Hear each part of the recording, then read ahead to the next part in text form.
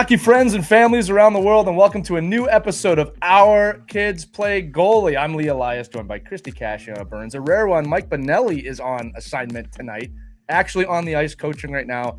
Really the only acceptable reason for him not to be on the show is to be on the ice, so we're going to let him go on that one. Now, listen, goalie might be in the title today, but this is a show for all hockey families because today's guest is one of the most respected coaches in hockey. Pete Fry, known across the hockey world as the Goalie Mindset Guy, has worked with a long list of big-name NHL goaltenders and elite athletes, across the NHL, AHL, CHL, NCAA, and international competition, including other sports, something that we talk about and preach about. Even as a coach, he's working with other sports. But Pete himself is a former WHL All-Star NHL draft pick and a professional goaltender himself. But it's his work developing confidence, composure, and resilience in goalies that has made him a pioneer in the mental performance space. In addition to all of that, he's also the host of the Goalie Mindset podcast. We're fans of that here. And many of you know Pete through his work with NHL Sense Arena, which we have highlighted across our networks. We're going to explore a lot of important topics today surrounding mindset, focus, and preparation. And we believe all players, every one of you listening, will benefit from it, especially the goaltenders. Let's get into it, Pete. Welcome to Our Kids Play Goalie. Lee, I'm excited to be here. Thanks both of you for having me on. And yeah, this is great. I love talking hockey, mindset, goaltending, mindset, parents, mindset. This is, fantastic. Pete, it is such an honor to have you here. I mean, what a resume. Parents listening, Pete is the real deal. This is going to be a golden episode. So thank you for being here. Let's dive right in. So you spent years, as Lee mentioned, playing the position. Now you've spent decades working with NHL, AHL, NCAA, CHL, international goaltenders. So at what point did you realize that technical skill really wasn't the ceiling, we'll say, and instead mindset was? Let's get started with that. Christie, that is a great question. Well, as a goaltender, I was drafted to the National Hockey League, yet never played one game. And I played in the minors, played in Sweden. And after that, after I didn't get re-signed to go back and play, I basically became a manic depressant almost. Like I was like down, and I had this neighbor that would talk to me every day and was super nice. But I think she got a little tired of talking to someone that was depressed every day. And so she gave me this personal development program. And I remember going through it and listening to it and going, whoa. And I think I was like 25, 26 at the time, thinking, this is powerful stuff. How come they didn't teach this in school? Like there's stuff that I was learning. And so from that point on, I dived in, and then I started to connect the dots and thinking, okay, well, it's interesting because when I got drafted, there was lots of goalies that I played against that were probably not as good as me at the time, yet ended up playing in the National Hockey League. And there's vice versa and stuff like that. You see that all the time. And I was like, what is a major difference? Was it skill? No, I had good skills. Was it being in good shape? Not at all. I was in good shape. The difference was the whole mental part. And so then I went through, well, what did I think when I was drafted by New Jersey? I was in what I call the fan mindset. I had studied every NHL team and the goalies that they had, and I thought if this team drafts me, I can make it. If this team drafts me, I won't make it. And one of the teams that I thought I wouldn't make it with was New Jersey, and because they had 6 goalies in their contract, I thought, what are the chances? So everything stopped. My training, everything basically stopped, and I went to training camp with these 6 goalies under contract, and they got rid of 3 of them. All I had to do was basically fog a mirror with my breath, and I would have made the team, maybe not New Jersey that year, but at least the American Hockey League. But everything I did was to play myself out of position because that's where I saw myself. And yeah, so since that time, I've been doing whatever it takes to master the mind. I've probably done 1,000 fire walks in my life, a whole bunch of different things to test the mind, and then taking it and putting it into goaltending and working with other athletes as well. And I would think it would take baby steps, right? You can't just leap into that. Exactly. I didn't start doing this full time until 2016. Wow. I did have some students early on, but I did a lot of technical training in my day, so I didn't start doing this full time until 2016. You know, Pete, I want to do this for our audience because our audience is pretty hockey savvy, and we do have a lot of New Jersey people that listen. What year were you drafted? 1987, I think 87, maybe 86, 87. Yeah, I'm bringing that up because New Jersey fans will know if it was Right. from 95 to 2000, we'll just say 10, tough time to get in the net in New Jersey because Martin Brodeur is there. So I just wanted to give that context for the audience. It's a good context. Yeah, I always joke with New Jersey fans, you only get the best goalie in the world once. We've got the best goalie mindset guy. Hopefully not once. Hopefully we'll have you on over and over again. You know, I'd love to come back on. I would love to have you too. But, you know, a question for you. One of the things is as you get into coaching, I think when people first start coaching, and this is for the youth coaches out there, there's this feeling of, oh, I've got to do everything. I've got to do every power play, special teams, mental, off. And the truth is, the more you get into coaching, especially at the higher levels, you realize that there are specialized coaches, right? And you find your niche. I found my niche in the team building space. I realized early on that I was able to get the group to work together better than most other coaches. So I naturally went that way. You said you started doing this in 16. I would love to hear about that moment. You said, you know what? I'm doing this full time. This is going to become my life because it is what you do. You are the premier person now in this space. So talk to me about that process when that spark happened. And then, you know, also the acceleration of how you got to where you're at today. Yeah, great question. So in 2016, a good friend of mine, a former student of mine is Eli Wilson. Eli is a former goalie coach for the Ottawa Senators in the National Hockey League, has great camps, a really, really great goalie coach. And I just saw him last night because he's a goalie coach for Kelowna. And he said, Pete, you know, can you come speak at my camp? And so I went and spoke at his camp that he did. And he runs a really, really, really great camps. And after, I had parents coming up to me saying, this was maybe the best part about this camp. Yeah. Right. They said, we love this and stuff. So I thought, whoa, okay. Yeah. Obviously what I'm doing, what I'm saying is working. I got to get this out. More people need this. Yeah. Why do you go so well received? I mean, what kind of connection were you making that they weren't getting elsewhere? Great question, Christie, because really when I played, there were sports psychologists around, and I probably needed them more than anyone.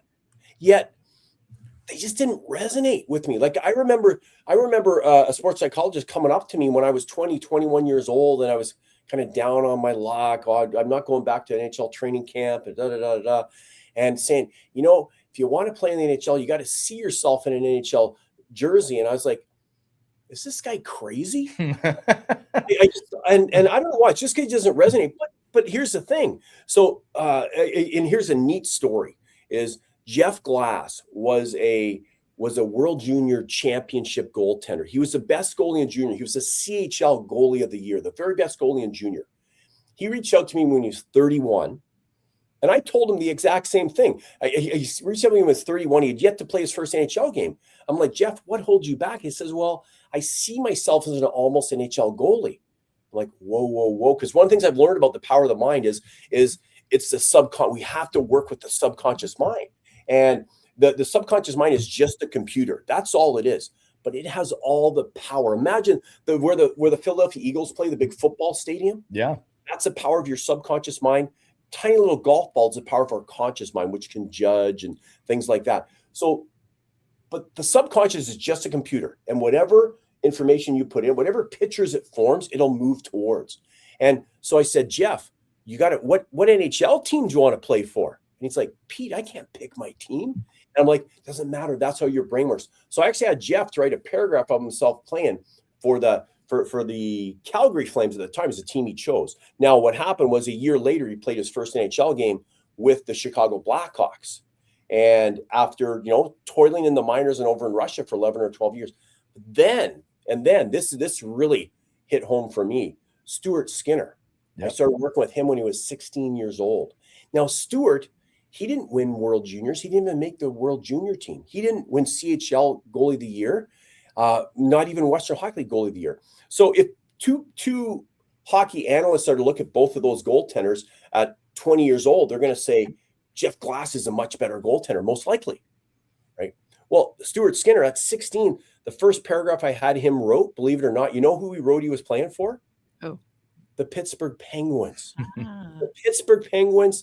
And he just said the first 2 or 3 sentences of his paragraph, he described it perfectly what happened his first game with them. The rest, they didn't win the game, so the rest didn't happen. But the first 2 or 3 sentences did. And then I sat down with Stuart a month after he was drafted. I was at the draft with him in Chicago when he was drafted by the Oilers. I sat down with him a month later, and we did a powerful mind map of his next season. Stuart, you're going to make the team. Like, you're going to training camp to make the team. The opposite of what I thought when I got drafted. So he wrote, like, to win all the trophies Carey Price won, NHL All-Star, and all that stuff. And you know, he's had, no matter what people say, he's had a successful career so far. It's been up and down, but it's been a successful career. And to me, the difference there is the power of the brain, the whole, what we put in the subconscious mind. Huh. This is amazing. And you can use this for all areas of life, I would think. Well, everything. Yeah. For those of you who listen to this show regularly, especially Our Girls Play Hockey, Pete, I love that you're bringing this up because this was not prompted. And I always love examples on our show that multiple people say without knowing that the other people are saying it. So we talked before the show about our co-host Haley Scamora, Team USA and the Montreal Victoire. Yes. One of the visualizations or manifestation things that she did last season was she had a whiteboard and she wrote, I am a gold medalist. Not I hope to be, not I want to be. And then that happened. Then she changed it to I am a Walter Cup champion. That happened. Now, there's people out there say, well, yeah, you know, this happened. You know what? It happens. It doesn't matter what you think. It doesn't matter what your judgment thinks.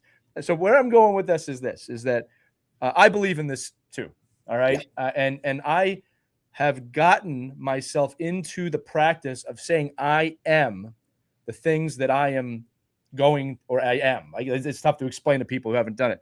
The first time you do this, it's very awkward and very weird, just like you said. When someone says to you, no, just tell me you're on an NHL team and tell me what's going to happen. Your brain, like you said, that judgment side of your brain, which we all have, will immediately go, no. I can't do that. I can't jinx that. Adults, kids, coaches, everybody, give this a try. Right.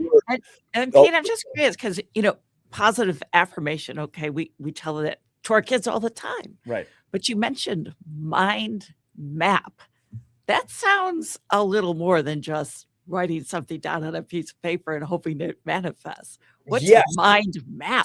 So with a mind map, what you do is you get a piece, and I can send you a copy after where you can show people if you want. You get a piece of paper, you write a circle in the middle, you write your outcome. Like, for example, for Christian Kirsch, who just won the Memorial Cup last night, he came over to our Airbnb in Kelowna a couple nights before the Memorial Cup.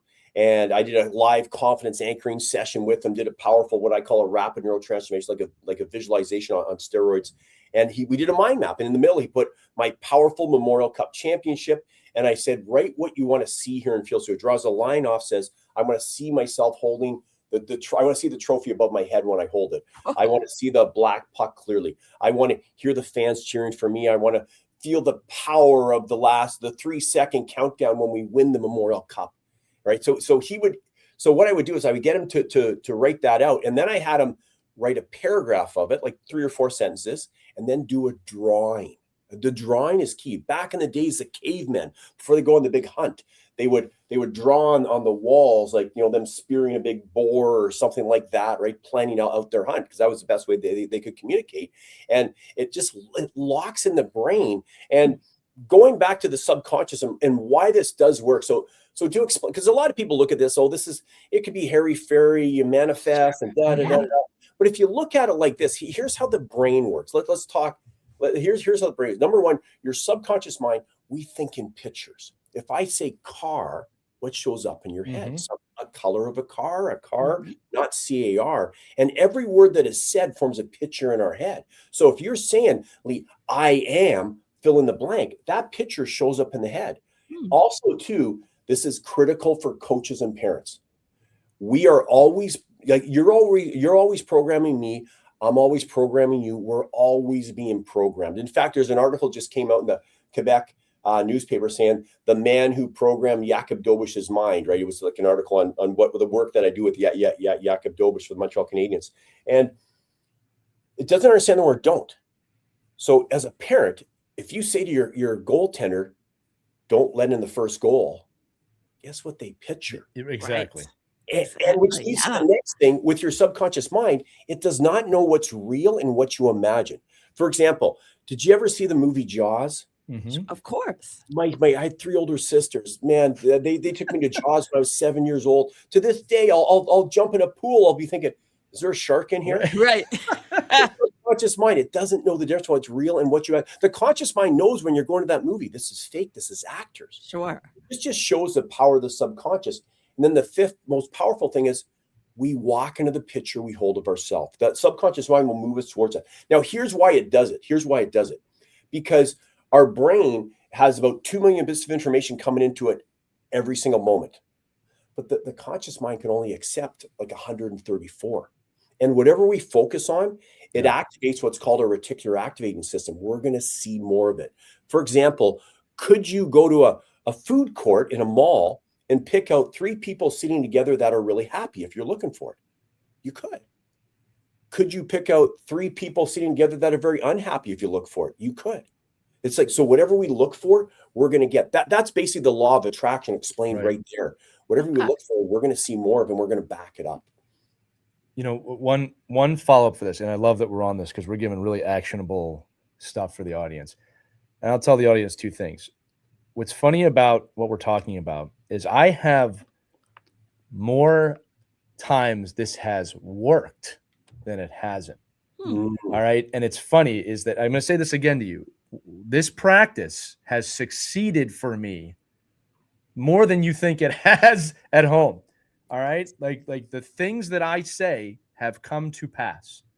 Now, that's part one of this. The second part of this is that it is not just you say it and it will happen. You must put in the work.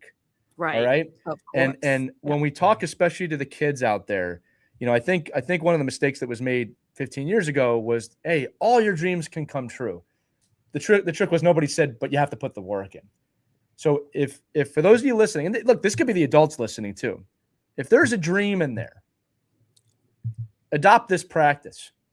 The work will follow if you are honest about what you are saying. If you truly believe what you're saying, the work will follow. All right. But Pete, I want your thoughts on this because it's not as simple as saying it. The work must follow, but it's a paradox, right? Because one leads to the other. I want to try and capture that for the audience here. Yeah, for sure. Action is everything. Even Jim Carrey. Do you guys remember watching? Do you ever watch? I don't really watch the Oprah Winfrey show, but I've seen some clips of Jim Carrey on there, right? Of Jim Carrey on there when she's talking about how he manifested, right? He wrote a check for $10 million, and then he would go to Mulholland Boulevard, visualize every day when he was just like tens of thousands of other comedians struggling. Love you bringing him up. Yeah. And so after he said that, she's like, so visualization works. He goes, yeah, but you can't just visualize and go eat a sandwich. You got to put the work in, right? You got to put the work in. And to me, it's all action. So if you have that clear picture, to me, the other biggest thing that holds people back is fear of failure, fearing what other people are thinking of them. Right. Oh, I tried something once and I don't want to look bad, so I don't want to do it again. We have to have this saying in our mind that it's none of our business what anyone thinks of us. Right. Because once we go to what are people thinking of us, we're done. Well, your dreams are not for them. Like that the dreams are for you, right? And we say this all the time. Christie knows. Look, Christie manifested herself into a news anchor. I'm not. She told that story. You were young. You're like, oh, this is what I'm going to do, right? It's one of those things of look. The dreams have to be for you. And look, there will be some people that support you, but the truth is, majority of people won't. They'll call you crazy, but the crazy ones are the ones who do it. All right. That's just that's the way it is at the end of the day. Yes, exactly. I think we could maybe we got to move this to the pressure that goalies feel because this is big, and we know, especially when you're a kid and you're 12 years old, you're feeling the weight of the team on your shoulders. You feel it. So you've got this 12-year-old. The pressure can be amplified at such a young age. Why do they feel like so much heavier in the crease than other positions? Help parents explain to parents why this happens and how you can help your young goaltender. Great question. Great. Very good question. Very good question. a goaltender has a position, and let me know if you can think of another one, but I think a goalie has a position that has more controllables than any other position on the planet. For example, I also work with a major league relief pitcher that comes in for relief, right, with the Arizona Diamondbacks, and another hitter as well too in the major leagues. And to me, it's easy to work with them compared to goaltenders, because a goaltender has so like, I remember like Jakub Dobeš last year, he's playing, he goes across the crease, makes a save, goes across, pushes back and loses an edge.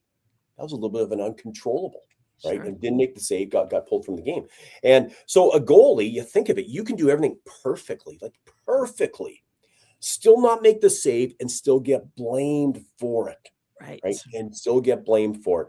And that's what makes it so challenging as a goaltender. Yet, once we get into the mode, like I've had like the best goalies, like Grant Fuhrer won 5 Stanley Cups. He's like, I love that. I love the fact that I go out there and it wasn't certain that I was going to win, but I'm betting on myself. I'm going to make it. Jakub Dobeš. So when we talk about pressure, you could have 10 goalies facing the same game, facing the same team, the same things on the line for the game. They all feel a different amount of pressure. And here's why.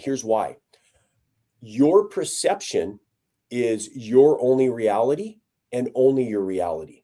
So that goalie's perception of what's happening, the fans, all that stuff is their reality, but only their reality. And they're never responding to reality. They're responding to the movies and sounds in their head. They're creating their own reality. We're always creating our own reality. That's why Conor McGregor, after he won the MMA, he said, it's 100% mental. Life is an illusion. It really is, if you think about it, because our experience right now is totally different based on the movies and sounds in our head. Same thing for a goaltender. And so if we can learn to control those, like here's an example. I get a call last year, an NHL goaltender, he's playing his first game of the season, and he calls me. He's on his way to the game. And he's like, Pete, I've never felt this nervous. This goes perfectly with your question. I've never felt this nervous. And I'm like, why? What happened? And he's like, well, last game I played, and he was playing for Ottawa, Mads Sogard. I've told the story before, so I think it's so okay that I can tell it with Mads. Anyways, he's like, his game before, they played against Colorado. He didn't start. He went in halfway through. He was in for 5 minutes, didn't come up with 3 saves and got pulled. Ooh, they were really good goals. Colorado was bing, bang, boom and stuff like that. So now he's getting his first start, and they're playing against Vegas. Well, Vegas is a pretty good team this year. Sure. Right? Oh, my goodness. Pete, I've never felt this nervous. I go, Mads, how bad is it? Scale of 1 to 10. He goes, at 10. I go, whoa. So what is creating this feeling? Is it a movie you see? And he goes, yeah. I go, that movie. What is that movie of me maybe getting pulled, not making saves? I go, how close to you is that movie? He says, it's like right in front of me. I'm like, is it in color? He's like, yeah. I go, is it big? He's like, yeah. I go, well, if it's right in front of you, what if you push it away about 5 feet? What happens? Does that number 10 out of 10 in badness go down? He goes, goes down a little bit. What if you push it away 100 feet, shrink it down to the size of a postage stamp? He's like, yeah, it goes down to about a 3. Mm-hmm. So then we did one more exercise where when he had it, where he shrunk it down to, it was about a 1. Then I had him put his hand up near his ear, go like breathe in, go, and imagine swatting the rest of that negative image away and having it bounce back like a boomerang of him, the powerful wall. Well, he calls me after the game. He's like, Pete, I didn't get a shot until 6 or 7 minutes into the game. And that can be challenging for a goalie. He goes, it was a penalty shot. He goes, by Mitch Marner, right? And he goes, that feeling came back. Oh, goes, yeah. I did that exercise on the ice in the head, and I shut him down. Whoa. And I got first star of the game. Wow. Right? I got to adopt this. I need to do this. That's a great story. You know, I got to start doing this. We have to go. What I love about, again, if you're hearing this kind of stuff for the first time, you might go, okay, that's a little awkward, but this stuff works. I'll tell you something, Pete, that I do, that I'm a big believer in calling out your emotions, especially if they're compromising you. Because like anyone else, I get nerves, I get angry, I get overly excited, right? Like it's not always just the negative emotions. And I'm very in tune when I'm feeling a certain way. And it's not uncommon for me, especially when I'm angry. I visualize me taking the anger, crumpling it up like a newspaper or paste paper for those of you that are under 40, and throwing it into a trash can. I visualize that. Or I'll say out loud, get away from me. Like, I will do that. And people have caught me doing that and say, you all right? Like, yeah, I'm just talking to myself. But the visualization of capturing these things is so important. And we're not just talking ice hockey, even though that was an amazing story that where you're 1,000% going to turn into a micro clip, because it's not every day you get to talk about Mitch Marner coming in on a penalty shot. But I love that you're bringing this up, because this is something young kids you can do as well, right? I want to talk about actually a very specific situation for young kids as well. The post goal against 10-second reset time period. Which, look, I can bring this in now. My son is a goaltender. He's 12 years old, believe it or not. I love him very much. I'm so proud of how he's taken on this position, not just as an athlete, but emotionally. And watching him learn this, okay, the puck is in the net. What do I do now over this next 10 seconds to the puck drops? I would love to hear your thoughts on how that process can go. Great question. Great question. And that's super important. Like, every year I'll have NHL scouts call me. They'll ask me about my clients. They'll say, what do they think about when they don't make a save? Right. In their head. And no matter what, after the save isn't made, and I believe that here's what I go through with my clients. Is a really neat strategy that everyone can use. Every goalie parents, you can tell this to your goaltenders, is number one is when you're battling to make the save, it's like it's everything. You're doing whatever you want to create that strong why. You can imagine your family's in the net behind you. You're protecting them, whatever it is. But the moment that save isn't made, you got to be a little bit schizophrenic. Okay. So the moment that save isn't made, then it's like you look at it, and this is what I do with Jakub Dobeš, right? He just stole 2 playoff series for Montreal Canadiens. He did, yeah. If you don't make that save, you look at it and go, that's strange. I didn't make the save. I normally stop the puck. Isn't this weird? This just means I'm going to make the next 30, 40, 50 saves. That's it. So that's kind of the thought. Another thought could be good goal, bad goal, who cares? Because think of it, what do goalies do? They go into judgment video replay mode. We got to save that for after the game. And like a good goal is worth 1 for the other team. A bad goal is worth 1 for the other team. Not worth any more, right? So then we need, once we have a different way to look at it, then we need some physical strategies, because how we're feeling at any moment comes from the movies in our head, which can be how we frame it, and how we move. Because if we're thinking, it's not like me, but we're looking down on the ground like this, well, we're not going to feel very good, right? So we got to look up, we got to smile. A big thing is to smile. That resets the brain, like turn it on, off. And then we can use water to our advantage. So with water, you can squirt it, watch a drop go to the ground, or you can take a sip of it, feel the temperature change in your mouth. Josh Ravensbergen, one of my clients, was drafted first round last year by San Jose Sharks. He sprays it on his face, and it's a signal that, boom, everything's done, washed off. So you can use water, and then breath is a key thing too, right? Do some box breathing like the Navy SEALs teach to calm down. 4 in, hold for 4, 4 out, hold for 4, or a version, just 4 in, 4 out, something simple. So water, breath, and then move powerfully. That's the key. The number one thing is to move powerfully. I like that one too. And Pete, what happens if the kid's getting pummeled in the net? When you say pummeled, you mean like over or they're 40 shots, and they can't save any of them. Yes, they're just really losing the battle. Or they're on a team. Yeah, they're on a team that say isn't very good, right? Exactly. And we see this all the time in youth hockey. We get a lot of emails, Pete. We do. Yes, I know. Number one is, and it's really neat. I'm going to go back to Jakub Dobeš, because there was so much they would flash to him after his team takes a penalty. They show him smiling, right? Or after he doesn't make a save, they show him smiling. He's like, I got this. Like, I got this. So in situations like that, I think you got to look a little longer term out. So this game maybe it's not the most fun because we're not winning. I haven't made 7 or 8 saves, and I've had 50 shots. Yet, if you go back to and once again, our perception is our only reality and only our reality. So the perception the goalie, I think, should have in that moment is, I am getting better. I'm stopping Yeah. the next one. Because the only thing that matters is next shot, next save. And if you watch an interview of Carey Price after a game where he didn't make 6 or 7 saves, they said, Carey, do you want them to leave you in after 4 or 5 or pull you? He's like, no, I'd rather stay in and battle it out. Okay. Next shot, next save. And then they're like, do you treat it any differently after 6 or 7? Nope. It's just like it's 0-0. Right. Yeah. And a lot of coaches will quickly pull a goalie in youth hockey if you have 2 goalies and you're having a bad game. They'll pull them. But is that a good move, or should you let the kid just battle it out, as you said? You guys may have seen this as well too, but there is I have to do a lot of cleanup work with coaches. Mm-hmm. A lot of because here's the thing. And if there's any coaches listening, I appreciate what you are doing. You're putting in your time and stuff like that. Take some time to learn a little bit about the mind, because that can change everything with your goaltenders. The best coaches I know with goaltenders, like Willie Deschardins, who coaches Medicine Tigers, and he's coaching the National Hockey League. He's like, Pete, I'm not going to say, and he'll say something to my goalie because I do not want to plant a negative seed. Remember, we walk into the picture we hold of ourselves.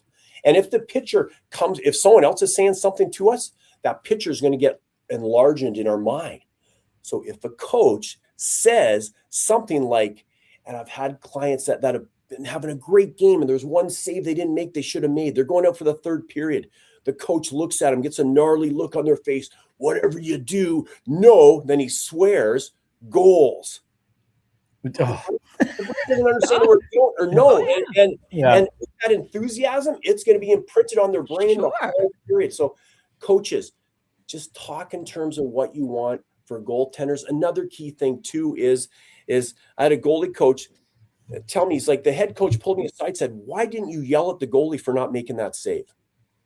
Someone said that to you? The head coach said it to the goalie coach. Oh, and the goalie coach is like, because I don't want that to be the thing going through his mind. He's got to forget about it right away. And if we bring it up, he's going to remember it, and we're going to create more of that, because that's going to be what he's focusing on, right? He's going to be focused on all the things he does wrong then.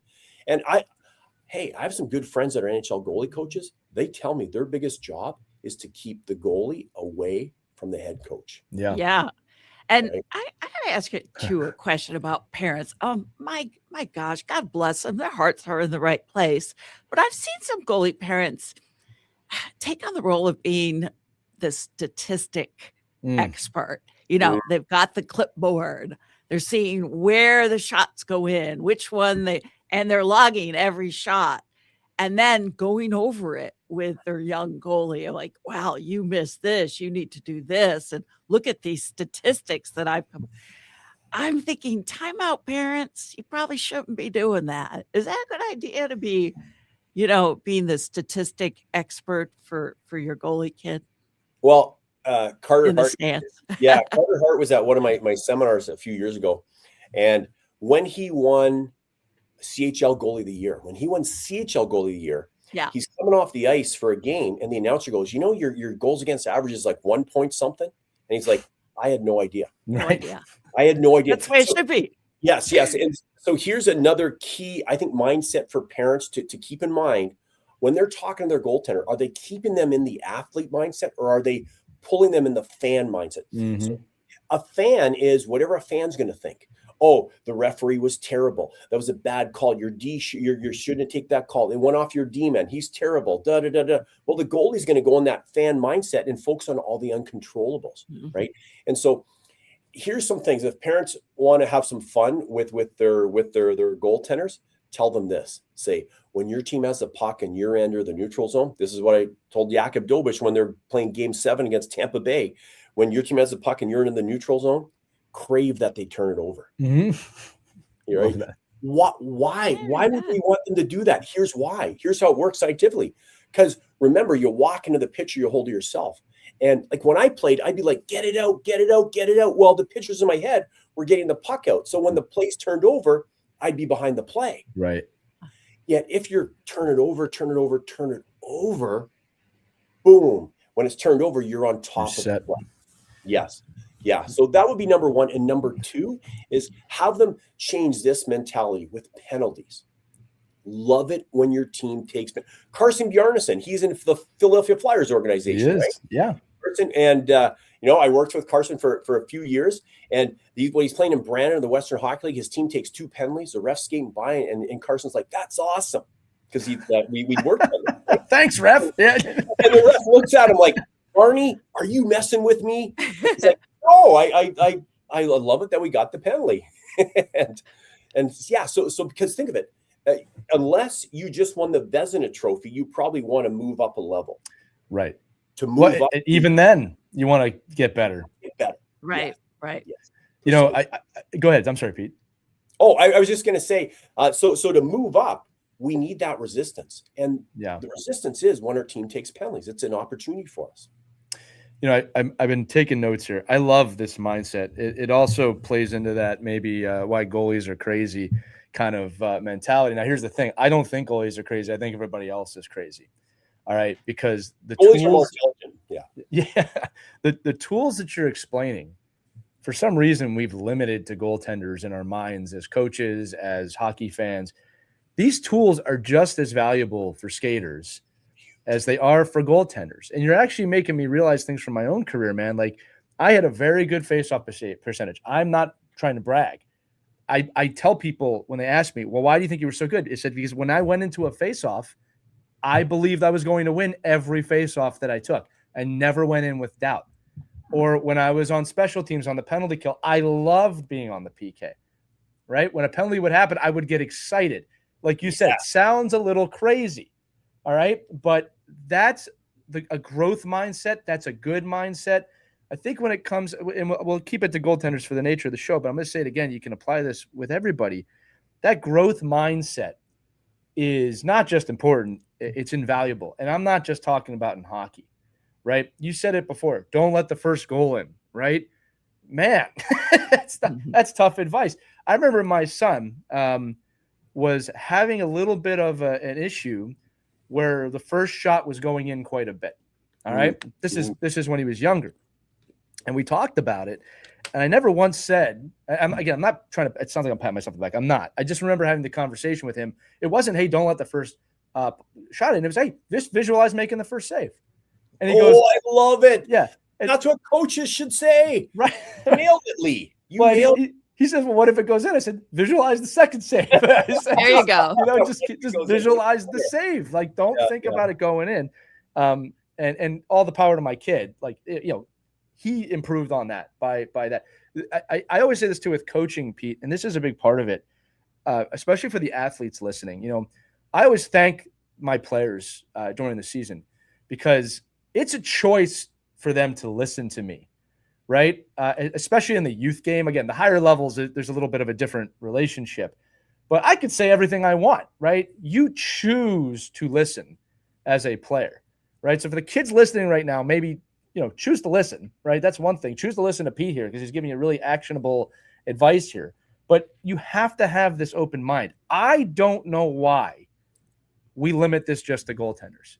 It should be players as well. Stay in that athlete mindset and have some fun with it. Like for example, I was on Zoom with Jakub Dobiš before Game 7 against Tampa, right? And remember that game, Montreal was outshot 30-something to 9, I think.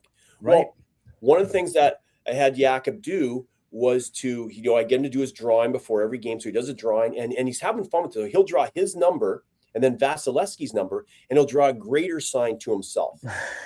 Right. And then he'll draw the numbers of their top 3 or 4 forwards. He'll put X's through them. Okay. And then I took him through a visualization where he visualized the handshake because he looks up to Vasilevsky big time. Right. So I had him visualize in the handshake line, Vasilevsky congratulating him, wishing him luck in the next round. So the reason I say that is have some fun with it. Yeah. Like, there's some things that you can imagine that's because once again, whatever pictures you put in your mind, your brain's going to lead you towards it. Right. Right. I think that would kind of help take the pressure off too.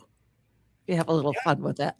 Yeah. I agree. If you put it in the subconscious mind, you basically set it and forget it. You set it and forget it, right? And then you're just focused on what you need to do in the moment. Right. Seems like Pete, we would love to hear the work that you're doing too with NHL Sense Arena. I know Lee's a big fan. Huge fan. With his son. I've got a story for you after you talk about it. Yes. Let's hear it.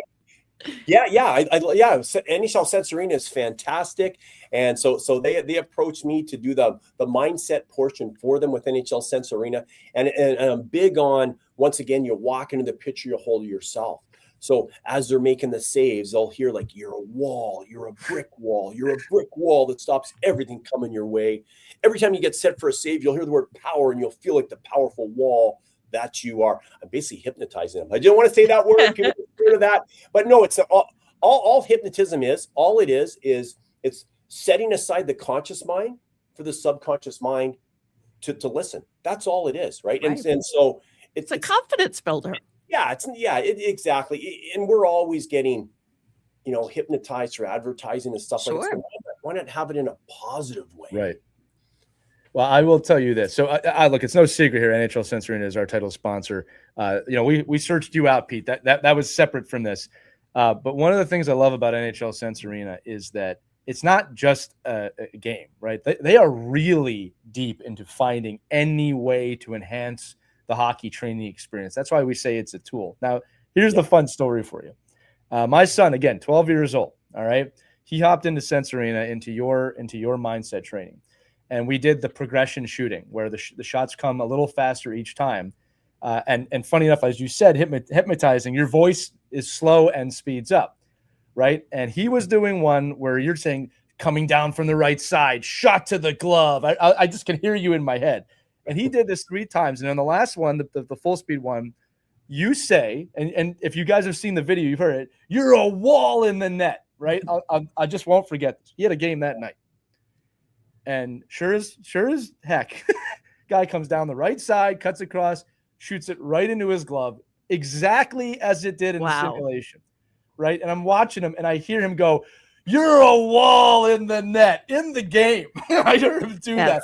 Awesome, amazing. We're talking instantaneous transfer from this tool of Sense Arena to the game. Now, again, Sense Arena or not, this is just a great version of what you're talking about and how it applies. And I loved the process of it being slow. And here's the other thing too.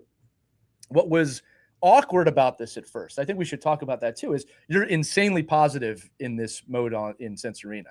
All right. It to almost a jarring point of like, wow, this guy really believes in me. You know what I mean? But the other thing was you say, and I want the audience to really hear this point, you say where the puck's going to go. And I remember that there was some, I don't want to say confusion, but the question of, well, if I know where it's going, I'm going to make the save. And like, yes, correct. That's the point. We're visualizing this save.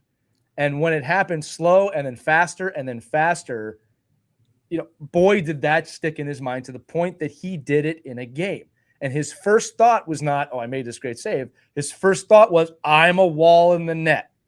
And it was in your voice. He mimicked you. It's pretty funny. That's awesome. He's going to probably listen to this episode and be smiling when we talk about this. But I wanted to bring that up because you've never met my son. This is where I'm going with this. You never met him. This is where this works, right? Mm-hmm. It's a powerful tool, whether it's done digitally, in person, at one of your workshops, on the ice, that everyone, regardless of whether you play our silly game or not, should be adapting into their life. Correct? Yes.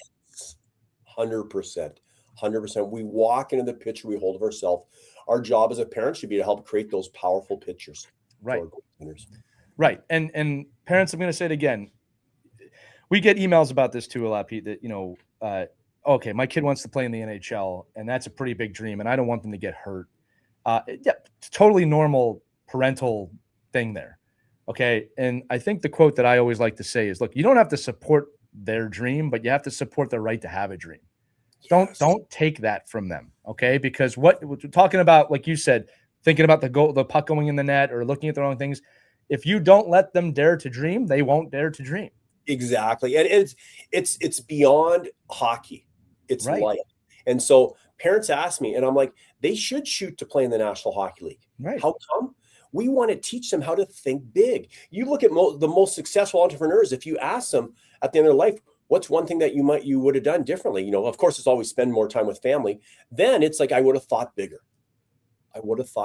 And when I go back to when I was drafted by New Jersey, all I had done is listen to the naysayers. The chances are slim and none, and da da da da da. And there's even that study that came out about how it's 1 in 4,000. Mhm. And I tear that study apart in the sense of, because they say it's 1 in 4,000, yet not everyone is the same, because they don't put in that study how many of those 30,000 minor hockey players they surveyed were in great shape, right? How many worked on their mental skills? How many worked on even their technical skills? So once you start to do that, the odds get better and better and better and better and better. And once again, I think you should shoot to play in the National Hockey League. And it's not about that. It's about thinking bigger for everything you're going to do in your life. One of my favorite quotes that I tell everyone is, how big would you dream if you knew you couldn't fail? Yeah. How big would you dream? And it's just an unlocking question of making you aware of, okay, there are some limiting beliefs here. And then, hey, have some fun with this. Yeah. Adversely, coaches, I beg coaches not to do this. Do not say to those kids, you're never going to make the NHL. Right. You know the odds are against you. There's no point in thinking. None of you are making the NHL. Do not tell the kids that. And I will tell you why. There's a kid in every locker room where that's said that you just devastated. Mm-hmm. Every one of them. Yep. All right? There's no value to you telling the kids they're not going to make it. Okay? We all know the odds. Okay? Do not take that from these kids. Allow them to dream big. All right? I just, that's one that hurts me, because it was said to me. And I'll tell you that I think the difference was, I remember thinking, but someone's got to make it. Yeah, it's good for you. Right? Someone's going to make it. And here's the thing, I'm living a life of hockey now, right? So as are all of us here. Christie, you do that news thing on the side, but all of us do that hockey stuff. All right. Last question for you, Pete. I want to ask this too, is that the goalie mindset actually affects the entire team. And I'm talking to both the coaches and the players here that, when I tell my own kid, like, hey, if you fall apart, the team's going to fall apart. If you're in net, right. Like, when they see that, it's over. Now, when they see you smiling, or they see you dancing after whatever, changes the whole thing. And I've seen teams completely flip because the goaltender has the right idea. Can you talk to us for just a couple minutes about how we always say the goalie's the backbone? That's not just from the score. That's emotionally too. Yeah, for sure. And I think if you look at it like as a goaltender, we want to remain in that athlete mindset, yet realize this, our players on our team are going to go up and down like a yo-yo. Yep. Think if they score a goal, they're up here. Yeah. We allow a goal, they're down here, right? Our body language is negative, they're going to stay down there. We bring it back to positive, they're going to feel better. And so everything we do affects them. And a key thing too is by making like the key saves at the key times, it's almost as good as our team scoring a goal. Yeah, because they get that boost, right? They get that boost. And so yeah, it's all about, I'd say remaining in that athlete mindset. If you don't make a save, you're making the next save. Come on, guys, I got this. Smile, do something, stand powerfully, stand tall, because that is, it's like yawning. If I was to yawn, the chances of you two yawning goes right up. Wouldn't be good for the show if I was to yawn, but you're right, it does. It's because what we do is contagious out there. So yeah, keep that powerful body language. It affects the team big time, no matter what. Carey Price, I had a client was going on the ice with Carey Price. What's the biggest thing you notice about him? You can't tell if he made a save or it's true. He's so even keeled. Language. Yeah. Or you can never tell if he was tired. He would never look down. Right. So those are two key things. So yeah, as a goaltender, work on those two things. Keep that body language consistently, whether you're making a save or not making a save, whether it's the start of the game or it's the third period and you're feeling a little bit tired there. All right. Well, thank you so much. I really appreciate all this great advice. And once again, you're helping parents let their kids dream big and chase their dreams with all of their heart and their minds. Key to success. Yeah. Thanks for having me on. It's been an honor to be on here with you guys. Look forward to coming on again. Yeah, Pete, I was just going to say this time kind of flew by a little faster than I'm used to. I just looked at the clock. I'm like, oh, wow, we're at time here. For the audience listening, PeteFry.net, PeteFry.net, apropos, right? And it's FROY. Please check out his stuff, his books, his speaking. Obviously, Sense Arena has some really amazing stuff in there. Pete, is there anything else going on with you right now we want to shout out? I one thing, maybe we did just launch a course for parents, for goalie parents. Ooh, I love that. Sign them up. Yeah. And the first parent that did it called me after. He said, parents should not be allowed to buy goalie pads until they do this course, right? So it's really good. It'll help them, watch the game more relaxed, enjoy it more, get more out of it, and of course communicate better with their goaltenders. Wow. Well, I was Can you imagine that, a goalie parent watching a game relaxedly? Come on. People say I'm relaxed. Does that ever happen? People come up to me and say, "How are you so relaxed?" And that we'll talk about that off the air. But yeah, like I'm actually the calmest one out there. Wow. Listen, Pete, again, as Christie said, fantastic episode. Thank you so much. We will absolutely have you back on again. And for the audience listening, Pete's going to join us for a quick ride to the rink session that you're not going to want to miss. But that is going to do it for this edition of Our Kids Play Goalie. Remember, you can email us, team@ourkidsplayhockey.com, or use the link accompanying this episode in the description. You can send us a text. I've been going back and forth with a lot of you lately, so I appreciate that. But for Pete, for Christie, I'm Lee. We'll see you on the next episode, everybody. Have a great day. We hope you enjoyed this edition of Our Kids Play Hockey. Make sure to like and subscribe right now if you found value wherever you're listening, whether it's a podcast network, a social media network, or our website, ourkidsplayhockey.com. Also, make sure to check out our children's book, When Hockey Stops, at whenhockeystops.com. It's a book that helps children deal with adversity in the game and in life. We're very proud of it. But thanks so much for listening to this edition of Our Kids Play Hockey, and we'll see you on the next episode.